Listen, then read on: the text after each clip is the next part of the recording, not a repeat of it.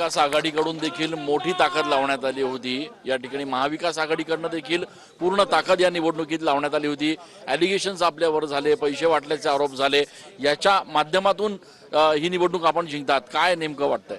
नाही, आपल्याला असं वाटतं महाविकास आघाडीने ताकद लावली। ताकद जर लावली असते तर माझ्या कुठेतरी फाईट लागली असते। माझ्या समोर तर त्यांना काही मतच मिळाली, तेव्हा ही ताकद लावली असं मी कशावर म्हणू शकतो? असा देखील आरोप झाला की मुख्यमंत्र्यांना स्वतः इथे येऊन सभा घ्याव्या लागल्यात, ताकद लावावी लागली आणि त्याच्यामुळे हा विजय झाला। मुख्यमंत्र्यांनी सभा काही वगैरे घेतल्या नाही, मीटिंग्स त्यांचा दौरा होता त्यावेळेस मीटिंग्स घेतल्या। तर ज्या संस्था चालक असेल शिक्षकांच्या काही मागण्या होत्या आणि त्या मागण्यासाठी निवेदन देण्यासाठी ते शिक्षक बांधव तिथं आले, तर त्यावेळी त्यांचं राज्याचे मुख्यमंत्री त्यांना स्वीकारणं झालं, त्याच्यामुळे त्यांनी स्वीकारलं आणि संस्था चालक आणि शिक्षकांशी मिटिंगही केली, हे सत्य। महायुतीमधले भाजप किंवा इतर पक्ष असतील यांच्याकडनं किती मदत झाली, त्यांच्याकडनं काम झालं नाही असं काही कार्यकर्त्यांचं म्हणणं होतं? नाही, काम झालं नाही असं मला म्हणता येणार नाही, पण माझ्या विरोधात एनसीपीने काही उमेदवार दिला होता, त्याला 130 मतं मिळाली एवढे मी नक्की सांगू शकतो। खूप खूप धन्यवाद किशोरजी। आपण बघतोय की या ठिकाणी किशोर दराडे यांचा विजय निश्चित झालेला आहे।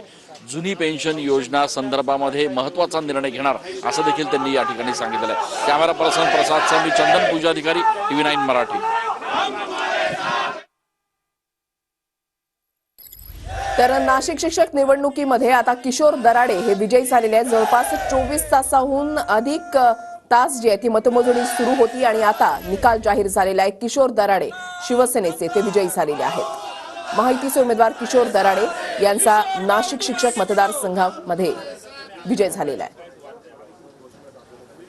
चौरंगी लढत या ठिकाणी पाहायला मिळालेली होती।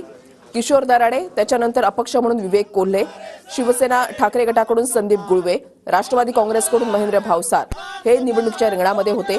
मात्र आता महायुतीच्या किशोर दराडे यांचा विजय झालेला आहे। अटीतटीची निवडणूक जी आहे ती म्हणून याच्याकडे पाहिलं जात होतं। अपक्ष उमेदवार विवेक कोल्हे सध्या मतदान केंद्रावरून निघतायत। विवेकजी, एक टफ फाईट खरं तर आपल्या माध्यमातून देण्यात आली, काय आपली प्रतिक्रिया? निश्चितपणाने अतिशय चांगल्या पद्धतीने निवडणूक झाली।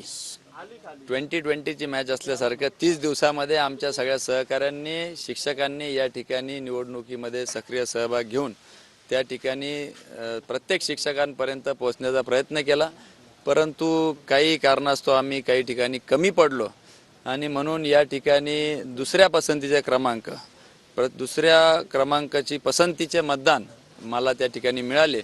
मी विजय उमेदवारांचं हार्दिक अभिनंदन करतो आणि अपेक्षा आहे की जुनी पेन्शन योजना असेल किंवा शालार्थ आयडी असतील किंवा इतर शिक्षकांचे प्रश्न असतील ते येत्या अधिवेशनामध्ये सुटतील अशी मी त्यांच्याकडे अपेक्षा करतो आणि त्यांना भावी वाटचालीसाठी शुभेच्छा देतो। कॅमेरा पर्सन प्रसादसह मी चंदन पूजाधिकारी, TV9 मराठी।